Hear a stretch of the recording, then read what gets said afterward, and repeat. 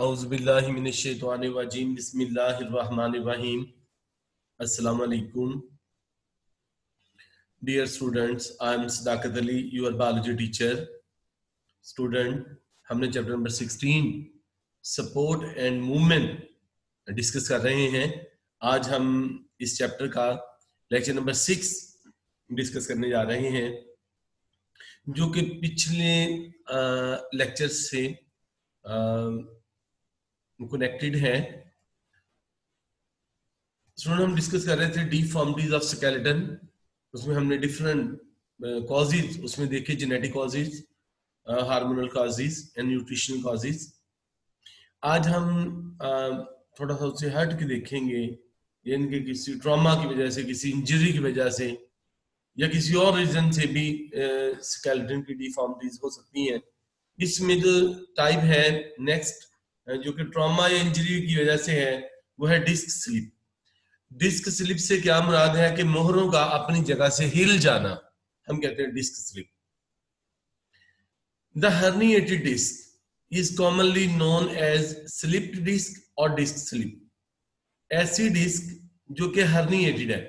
Herniation से क्या मुराद है कि एक क्लोज सरफेस से किसी टिश्यू का या किसी मटेरियल का किसी ओपनिंग के जरिए निकल जाना एबनॉर्मली।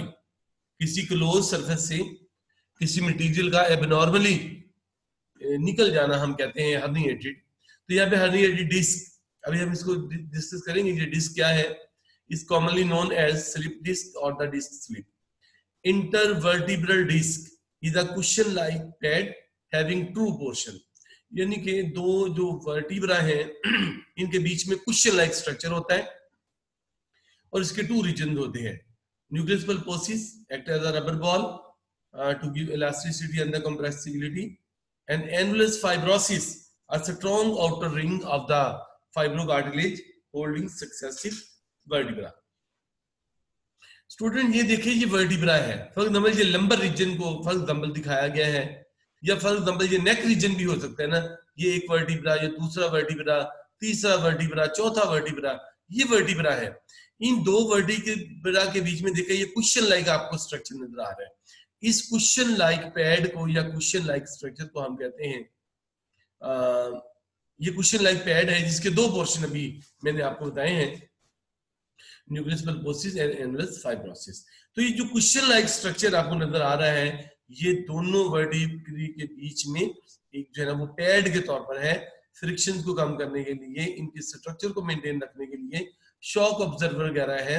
तो ये कुशन लाइक पैड बहुत इंपॉर्टेंस रखता है। देखिए ये नॉर्मल स्ट्रक्चर आपको नजर आ रहा है। देखिए कुशन लाइक पैड यहाँ पे कंप्लीट है, और ये नर्व्स जो है ना ये यहाँ से पास होके नीचे वाले रीजन की तरफ जा रही है। अब यहाँ पे प्रेशर की वजह से, कंप्रेशन की वजह से, इंजरी की वजह से देखिए ये वाला फ्लूइड ये निकल के इस तरफ आ गया। इसने आते क्या किया, ये जो नर्व्स हैं इनको डैमेज करना शुरू कर दिया, इनको एक प्रेशर देना शुरू कर दिया। बस इस वजह से जो प्रॉब्लम्स होंगे वो डिफरेंट तरह के होंगे, और इस डिस्क को इनको कहेंगे हर्निएटेड डिस्क। स्टूडेंट देखिए ये एक वर्टिब्रा, ये दूसरा वर्टिब्रा, इनके बीच में ये हमें कुशन लाइक स्ट्रक्चर नजर आ रहा है। इसके टू पोर्शन है। ये जो अंदर वाला पल्पीसा पोर्शन होगा, ये बाहर वाला पोर्शन इसे हम कहते हैं एनुलस फाइब्रोसिस। ये देखें, ये हम साइड से देख रहे हैं, और ये हम रिमूव करके इसको बाहर निकाल के एक वर्टिब्रा को हम देख रहे हैं। इसमें ये देखिए ये वाला जो जेली लाइक सब्सटेंस आपको नजर आ रही है, लिक्विड सा फ्लूइड सा नजर आ रहा है, इसे हम कहते हैं न्यूक्लियस पल्पोसिस। और ये जो बाहर आपको ये रिंग सा नजर आ रहा है, इसको हम कहते हैं एनुलस फाइब्रोसिस। तो ये दो वर्टिब्रा के बीच में ये कुशन लाइक हमें स्ट्रक्चर नजर आ रहा है। तो देखिए ये नॉर्मल है पैड, ये भी नॉर्मल पैड है, लेकिन ये देखिए यहाँ पे कंप्रेशन की वजह से ये फ्लूइड इधर आ गया, और फ्लूइड आके नर्व को ये इफेक्ट करना शुरू कर दिया। ये देखिए ये नॉर्मल है न्यूक्लियस पल्पोसिस, और ये बाहर वाला जो रिंग है इसे हम कहते हैं एनुलस फाइब्रोसिस, नॉर्मल डिस्क। लेकिन ये वाली डिस्क है जिसमें देखिए प्रेशर की वजह से ये एनुलस फाइब्रोसिस की ब्रेकडाउन होगी, एनुलस फाइब्रोसिस रप्चर हो गया, और ये फ्लूइड इधर को बहना शुरू हो गया, और ये आके नर्व को अब नुकसान पहुंचाएगा। इसको हम कहते हैं हर्निएटेड डिस्क। देखिए ये भी आपके सामने हर्निएशन यहाँ पे भी हो सकती है। मतलब एक बंदे ने अपनी इस्तात से बढ़कर वजन उठा लिया सर के ऊपर, तो ये देखिए, ये सर्वाइकल रीजन जो है, इसके वर्टिब्रा जो है उनको प्रेशर आ गया, डिस्क स्लिप हो गई। या देखिए ये लंबर रीजन जो है, ये बहुत ज्यादा इफेक्ट होता है, ये लंबर रीजन जो है। क्यों? इसने हमारी बॉडी का पहले ही सारा वजन उठाया हुआ है। मसलन एक बंदा पहले से हेल्दी है, एक तो इस लंबर रीजन ने पूरी बॉडी का वजन उठाया हुआ है ऊपर से इसने कोई काम ऐसा कर लिया ना, वजन उठा लिया फॉर एग्जाम्पल, तो इसकी वजह से इसके देखिए लंबर डिस्क जो है वो हर्निएशन हो गई, उसमें प्रेशर ज्यादा आ गया। तो इस कंडीशन को हम कहते हैं, देखिए ये पेन को जाहिर कर रहा है, रेड वाला पोर्शन एबनॉर्मल चीज को जाहिर कर रहा है, इसको हम कहते हैं disc slip. Disc acts as a shock observer during walking, jumping, running and the bending. देखें ये हम सारे काम करते हैं, दौड़ते भी हैं, जंप भी लगाते हैं, बेंड भी होते हैं, वॉक भी करते हैं। सिवियर फिजिकल ट्रॉमा, ट्रॉमा किसे कहते हैं? Physical trauma. ट्रॉमा कोई भी इंजरी जो कि लिविंग टिश्यू को होती है एक्सट्रिंजिंग एजेंट की वजह से। एक होते हैं इंट्रिंजिक, एक होता है एक्सट्रिंजिक। एक्सट्रिंजिक मीन बाहर से अगर कोई एजेंट असरअंदाज हो और वो नुकसान पहुंचाए, हम उसको कहते हैं एक्सट्रिंजिक। इंट्रिंजिक इसका मतलब है अंदर से कोई फैक्टर है। तो ये वाला disc slip extrinsic mean outer factor की वजह से ये वाली कंडीशन, इनके physical trauma cause herniation. Treatment क्या है इसकी? कंप्लीट बेड रेस्ट पहली बात। ट्रैक्शन, ट्रैक्शन क्या है कि इस वाले पेशेंट को कहा जाता है कि जिस तरह बेड है ना, बेड लकड़ी का बेड, उसके ऊपर फोम वगैरह ना हो, उसके ऊपर लेटे ताकि इसको स्ट्रेटनिंग, इसकी जो बोन है, इसकी जो वर्टिब्रल कॉलम है वो स्ट्रेट हो जाए, तो इसको हम कहते हैं ट्रैक्शन। पेन किलर और surgically remove the disc, pain killer भी हम यूज कर सकते हैं, लेकिन हम खुद से नहीं यूज कर सकते ना, as prescribed by the doctor, doctor की हिदायत के मुताबिक। और surgically remove the disc, some time ये जो कुशन लाइक पैड है इसको रिमूव भी कर दिया जाता है और इसका अल्टरनेट कोई ना कोई डॉक्टर यूज करते हैं फिर। तो इस तरीके से इसकी ट्रीटमेंट भी होती है, लेकिन ये काफी कॉम्प्लिकेटेड प्रोसेस है, सर्जिकल प्रोसेस, ये इतना आसान नहीं है, बहुत ज्यादा एक्सपर्टीज चाहिए इसके लिए। अब बात क्या है कि फॉर एग्जाम्पल डिस्क स्लिप हो गई, गिरने से, चोट लगने से, ऑटोमोबाइल के गिरने से गिरने से, एथलीट वगैरह गिर गया या कोई बुजुर्ग आदमी गिर गया, हम क्या करते हैं जी? कहते हैं जी इसके मोहरे हिल गए, इसकी डिस्क हिल गई, अपनी जगह से डिस्क लोकेट हो गई, तो हम क्या कहते हैं जी? फला पहलवान के पास ले जाओ, वो मोहरों का बड़ा माहिर है, वो रीढ़ की हड्डी का बड़ा माहिर है। बात ये है, या फला बंदे के पास ले जाओ, वो मोहरों का बड़ा माहिर है। अगर तो डॉक्टर है वेल एंड गुड, और डॉक्टर भी एक्सपर्ट होना चाहिए। आपने देखा होगा बड़े अताई भी बैठे हुए हैं मार्केट में, ढूंढने पड़ते हैं, 100 में कहीं एक आध अच्छा बंदा मिलता है, बाकी सारे के सारे प्रोफेशनल हो चुके हैं, यानी कि मुहज्जब लुटेरे हो चुके हैं। खुदा का खौफ इन लोगों के दिल से निकल गया है।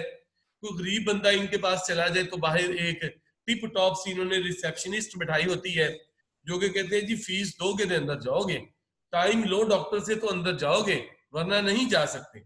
डॉक्टर किसी दौर में मसीहा समझा जाता था, आज इसको मुहज्जब लुटेरे के नाम से लोग याद करते हैं। जहां पे अच्छे लोग होते हैं मुआशरे में, वहां पे बुरे भी होते हैं, लेकिन आजकल हमें अच्छे काम और बुरे ज्यादा नजर आ रहे हैं। खैर, हमें इनके पर्सनल मामलात में दखल देने की कोई जरूरत नहीं है।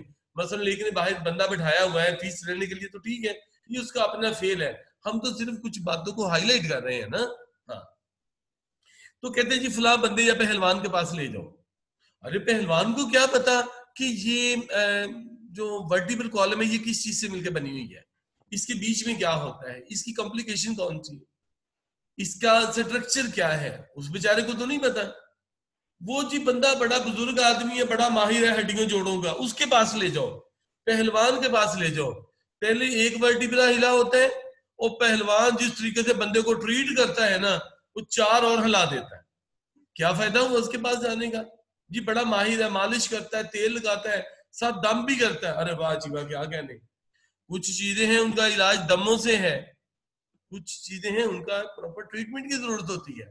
तो हमने सबसे पहला काम क्या करना है कि हमने जब ये वाली खुदा ना खासा फैमिली में किसी बंदे को प्रॉब्लम हो गया, हमने पहलवानों का रुख नहीं करना, हमने अताइयों का रुख नहीं करना। एक अच्छा सा डॉक्टर देखे जिसके बारे में रेप्यूट अच्छी है, नो डाउट वो फीस भी ज्यादा लेगा, मुहज्जब लुटेरा जो हुआ, फीस तो वो ज्यादा लेगा, लेकिन ये है कि चले कम से कम उसको पता तो है ना कि स्ट्रक्चर क्या है वर्टिब्रल कॉलम का, वर्टिब्रा क्या होते हैं, ये क्वेश्चन लाइक पैड क्या है, नर्व क्या होती है, तो उसके मुताबिक अकॉर्डिंगली हमें ट्रीटमेंट देगा। तो इसके लिए मैं बार बार कह रहा हूं कि बहुत अच्छी एक्सपर्टी की जरूरत होती है। Spondylosis, disease which cause immobility and fusion of the vertebral joints. देखिए अमूमन लंबर रीजन इफेक्ट हो रहा है। हमने डिस्क स्लिप देखा लंबर रीजन अमूमन या नेक रीजन, हमने स्पॉन्डिलोसिस देख रहे हैं लंबर रीजन। जो लोग 5 वक्त की नमाज बाकायदगी से पढ़ते हैं, पहली बात, जब भी वो एक्सरसाइज करते हैं उनको कभी भी इस तरह के प्रॉब्लम नहीं हो सकती, अगर होते हैं तो दिखने में रेशियो बहुत कम होती है। अब ये बंदे क्या करते हैं स्पॉन्डिलोसिस वाले, इसमें होता क्या है कि वर्टिब्रल जॉइंट्स की फ्यूजन हो जाती है, यानी कि ये देखिए यहां से छोटी छोटी सी जिसे हम कहते हैं प्रोट्रूजन सी निकलना शुरू कर देती है ना इस जगह से, कंप्रेस होने की वजह से वक्त के साथ साथ ये वाली डिजीज हो सकती है। तो इसमें क्या होता है कि ये स्टिफ हो जाते हैं, झुकना बहुत मुश्किल हो जाता है। तो जो सारी जिंदगी अल्लाह के आगे झुक रहा है तो अल्लाह ताला उसका साथ बुजुर्गी में भी नहीं छोड़ेगा ना, अल्लाह ताला उसकी कमर को प्रॉब्लम नहीं करेगा। और जिसने 60 साल पहले गवर्नमेंट की खिदमत की उसके बाद रिटायर हो गए और मस्जिद की अब रौनक बढ़ाना शुरू करने लगा है, तो जब 60 साल तक अल्लाह ताला के घर नहीं गया, इबादत नहीं की, नमाज नहीं पढ़ी, अल्लाह के आगे झुका नहीं है, अल्लाह ने कहना चल भाई उन्होंने भी नहीं झुकने देना। तो इस कंडीशन में भी देखो ना, आपने एक्सरसाइज नहीं की, आप नमाज नहीं पढ़ते, दोनों कंडीशन हो सकती है ना, एक्सरसाइज भी नहीं की सारी जिंदगी, तो रिजल्ट क्या होगा कि फिर इस कंडीशन में स्पॉन्डिलोसिस हो सकती है। तो ये वक्त के साथ साथ जरूरी नहीं है कि ये बुजुर्गों को भी हो, बुजुर्गों को ही हो, वक्त के साथ साथ ये वाला प्रॉब्लम हो सकता है, और जरूरी नहीं कि सब बुजुर्गों को हो, बस सिलेक्टिव से केसेस में ये होता है, right. Sciatica, very, very, very important. Sciatica. Stubborn pain radiating over the course of sciatic nerve. Stubborn pain. सरायत करता हुआ दर्द। कुछ लोग कहते हैं जी दर्द हमारे ये गिट्टे से, जिसे हम कहते हैं घुटना, टखना, वहां से निकलती है और पांव की एड़ी से हाथ लगाते हैं और हाथ लगा के कहते हैं ये यहाँ पे लंबर रीजन कमर में आ गए, दर्द खत्म हो जाती है। इस तरह की पेन को हम कहते हैं स्टबिंग पेन, रेडिएटिंग, जो कि मूव कर रही है over the course of sciatic nerve. ये शियाटिका है क्या? Injury in the proximal sciatic nerve और improper administration of injection in the buttock region. लो जी, दो मेन कॉजेज है। एक तो ये है कि प्रोक्सिमल नर्व किसी वजह से गिरने से डैमेज हो गई, एक्सीडेंट से डैमेज हो गई, एक बात। दूसरी बात, गलत इंजेक्शन लगा दिया बटक रीजन में। दोनों वजह से शियाटिका हो सकता है। काज लोअर लिम्ब इंपेयरमेंट, दोनों जो लोअर लिम्ब हैं टांगे, इनमें फॉल्ट आ जाता है, जिसमें जो इफेक्ट होगी उसमें फॉल्ट आ जाएगा, बंदे का बैलेंस खराब हो जाएगा, चलेगा सही तरीके से नहीं। वो द नर्व कंप्लीटली ट्रांसेक्टेड, अगर नर्व मुकम्मल तौर पर कट जाए तो बंदा अपनी टांग को हिला भी नहीं सकता, इतनी खतरनाक है ये। Recovery slow and incomplete. देखिए तो जरा, ये शियाटिक नर्व जिस तरीके से ये यहां से राइज हो रही है और देखिए ये लोअर रीजन तक जा रही है, दूसरी टांग से भी ऐसे राइज हो रही है, राइट। तो पहली बात ये है कि कोई बंदा जिसे हम कहते हैं बटक रीजन तशरीफ के बल गिर गया जमीन के ऊपर, तो ये नर्व के ऊपर बहुत ज्यादा इफेक्ट हो गया, ज्यादा चोट लग गई, तो रिजल्ट क्या होगा कि शियाटिका हो सकता है, क्योंकि ये प्रेस हो गई। या डिस्क स्लिप की वजह से भी ये वाली कंडीशन हो सकती है कि डिस्क अपनी जगह से हिल गए ना, डिसलोकेट हो गए। मेन काज तो डिस्क स्लिप ही है ना। ये वाली अगर लंबर रीजन में यहाँ पे प्रॉब्लम हो गया तो शियाटिक नर्व जो है ना वो डैमेज हो सकती है। फिर क्या है, लेग को प्रॉपर तौर पर वो जो है ना वो, ये देखें फॉर एग्जांपल डिस्क स्लिप हो गई, हार्निएटेड डिस्क, ये देखिए यहाँ पे नजर आ रही है, ये नॉर्मल क्वेश्चन, ये नॉर्मल क्वेश्चन, ये नॉर्मल क्वेश्चन, ये प्रोट्रूजन आपको नजर आ रही जो कि शियाटिक नर्व को, ये देखिए रेड वाली कंडीशन शो कर रही है, ब्लू वाली नॉर्मल, ब्लू वाली नॉर्मल, ये रेड वाली अब नॉर्मल, क्योंकि यहाँ पे प्रेशर आ गया जिसकी वजह से टांग की मूवमेंट में, मूव करने में, चलने में बहुत दिक्कत पेश आ सकती है। एक बात। दूसरी बात ये है कि ये हमारा बटक रीजन, बटक रीजन, बाज का डॉक्टर के पास जाते हैं तो अमूमन कुछ लोग घबराते, कहते हैं जी हमने बाजू पे इंजेक्शन नहीं लगवाना, तो डॉक्टर कहता है जी फिर बटक रीजन में लगेगा। अब इसमें फॉर एग्जाम्पल कुछ लोग घर में भी फॉर एग्जाम्पल छोटे बच्चों को या बड़ों को फॉर एग्जाम्पल इंजेक्शन खुद ही लगा लेते हैं, लेकिन सबसे पहली बात एक्सपर्टी से इंजेक्शन लगवाना चाहिए, खुद नहीं इंजेक्शन लगाना चाहिए। या फॉर एग्जाम्पल एक रेयर केस में ऐसा कोई है प्रॉब्लम है कि घर में इंजेक्शन लगाना है या मुसलसल लगाना है किसी को, तो खुद लगाना है, तो इसमें यह है कि बटक रीजन है फॉर एग्जाम्पल ये एक आधा हिस्सा है, इसको 4 हिस्सों में डिवाइड कर, यहां से शियाटिक नर्व गुजर रही है, यहां से शियाटिक नर्व गुजर रही है, जिस जगह पे क्रॉस लगा हुआ है, ये वाला क्रॉस, ये वाला क्रॉस, हम यहाँ पे इंजेक्शन लगा सकते हैं। देखें ये बटक रीजन, बटक रीजन को हमने 4 हिस्सों में डिवाइड कर दिया, देखो इसको भी और इस रीजन को भी, इधर भी हम लगा सकते हैं इंजेक्शन, इधर भी लगा सकते हैं, इस जगह पे नहीं लगाना, इस जगह पे नहीं लगाना, इस जगह पे नहीं लगाना, इस जगह पे। तो डॉक्टर क्या फॉर एग्जाम्पल डॉक्टर के पास गए या जो अताई बैठे होते हैं उसके पास गए, डॉक्टर को तो सारा पता होता है। अताई ने क्या किया कि इंजेक्शन लगाना था इस जगह पे, लेकिन उसने गलत जगह पे इंजेक्शन लगा दिया, यानी जहां पे शियाटिक नर्व गुजर रही है, यहां से गुजर रही है, यहां से गुजर रही है, उसने इंजेक्शन गलत जगह पे लगा दिया। अगर गलत जगह पे इंजेक्शन लगा दिया तो देखिए जरा, ये शियाटिक नर्व कट सकती है, इसको नुकसान हो सकता है। तो इस वजह से हमने जब नेपी डैश वाले पोर्शन पे इंजेक्शन लगवाना है तो हमने बहुत एहतियात करनी है, खुद ही हमें इसके बारे में इंफॉर्मेशन होनी चाहिए। आर्थराइटिस, जोड़ों का दर्द, आर्थराइटिस इज इंफ्लेमेटरी, हमें पता है ये सोजिश सी होती है, स्वेलिंग सी होती है, और मैंने बताया कि ये 5 चीजें इसके साथ अटैच होती है, we damage the joints, pain, stiffness, swelling of the joint, ये सारी कंडीशन आर्थराइटिस की है। एक्यूट आर्थराइटिस यानी कि शदीद अचानक हमला हो जाना, result in the bacterial attack and the treatment with antibiotics. अगर बैक्टीरिया ने अटैक किया सडन, यानी कि विद इन फ्यू डेज ही काम शुरू हो गया कि जॉइंट में दर्द शुरू हो गए, तो इसको हम एक्यूट आर्थराइटिस कहते हैं, शिद्दत के साथ भरपूर हमला होना, लेकिन ये कि इसको एंटीबायोटिक से हम ट्रीट कर सकते हैं। The membrane lining the joint become thick, fluid production is decrease, cause increase in the friction, ये सारी की सारी कंडीशन हो सकती है। क्रोनिक आर्थराइटिस, दायमी जोड़ों का दर्द, आपने देखा होगा कुछ बुजुर्ग आदमी जो है ना वो उठते बैठते चलते फिरते हाय भाई करते रहते हैं, हम कहते हैं क्या हुआ दादो, क्या हुआ नानो, क्या हुआ दादा अबू, क्या हुआ, वो कहते हैं बेटे मेरे जोड़ों में दर्द है। हम कहते हैं कब से है, कहते बड़े साल हो गए, यानी कि 50-60 साल में शुरू हुआ, अब उनकी उम्र 70-80 साल हो गई है, तो ये इसको हम कहते हैं chronic arthritis, Daimi. Progressive disease, Aahista Aahista बढ़ती रहती है, वक्त के साथ साथ बढ़ती है। Articular cartilage gradually soften and the disintegrate, तो जो यानी कि वर्टिब्री के बीच में जिस जगह पे जॉइंट है, इंटरवर्टिब्रल हो सकते हैं, सॉरी जिस तरह हम कह सकते हैं इंटरवर्टिब्रल हो सकते हैं, नी के जॉइंट हो सकते हैं, हिप्स के जॉइंट हो सकते हैं, तो यहाँ पे जिस जगह पे बोन एक दूसरे के साथ जॉइंट बना रही है वो वहां पे आर्टिकुलर कार्टिलेज होता है, यानी कि ये सॉफ्ट सी बोन होती है। आपने देखा होगा जब आप लेग पीस खाते हो ना चिकन का, जब सारा खा चुके हो तो उसके कॉर्नर उसके एंड्स पे भी वाइट सी कैप सी नजर आती है, तो वो कार्टिलेज होती है, वो आहिस्ता आहिस्ता सॉफ्टवेयर होती है, डिसइंटीग्रेट हो जाती है। It affect knee, हिप्स and the intervertebral joints को ये नुकसान पहुंचा सकते हैं। देखिए ऑस्टियोआर्थराइटिस, देखिए ये वाला फॉर एग्जांपल हमारा नी जॉइंट है, फॉर एग्जांपल साइनोवियल जॉइंट है, इसमें देखिए ये बिल्कुल प्रॉपर एक जो है ना वो साइनोवियल कैविटी नजर आ रही है जिसमें साइनोवियल फ्लूइड नजर आ रहा है। लेकिन ये ऑस्टियोआर्थराइटिस में क्या हुआ, देखिए प्रेशर की वजह से या किसी और रिदम की वजह से भी ये देखिए ये कैविटी तकरीबन ना होने के बराबर ही रह गई, और जब ये बंदा चलेगा ना अब यहाँ पे फ्रिक्शन की वजह से उसको प्रॉब्लम होगी चलने में, तो इसको हम कहते हैं ऑस्टियोआर्थराइटिस।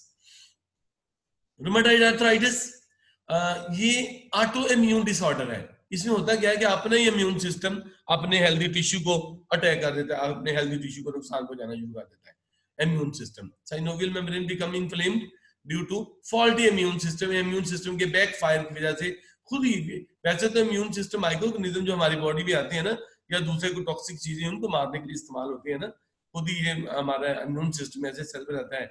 लेकिन यहाँ पे क्या हुआ कि किसी भी फॉल्टी इम्यून सिस्टम की वजह से अपने ही सेल्स के ऊपर अटैक हो गया, इसको हम कहते हैं रूमेटॉइड आर्थराइटिस।